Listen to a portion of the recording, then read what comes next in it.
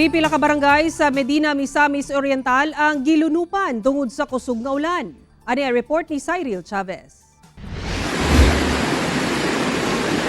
Kusog nga bulog sa tubig baha gikan sa sapa ang milapaw na sa kadalanan. Mao kini ang sitwasyon kagabi sa pipila ka barangay sa Medina sa Misamis Oriental nga epekto sa kusog nga ulan nga nasinati sa lugar.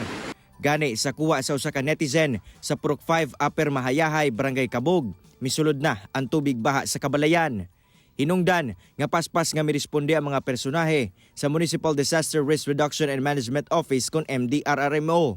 Sa Medina Bus Stop, pipila ka residente ang mihumol na lang sa tubig baha aron lang makaabot sa padulngan. Tungod sa pagsigi og saka sa tubig, kining mga waiting shed ang halos malapawan na sa baha. Aduna usab na sinating ginagmay nga pagdahili sa yuta. Hinungdan nga pipila sa mga residente sa Purok 1B Portolin ang temporaryong gihikling kagabi sa covered court. Base sa listahan sa MDRRMO, labing apektado ang Barangay Kabog, North Poblacion, Tambagan, Duka, Portolin, Bulwa ug Tupon.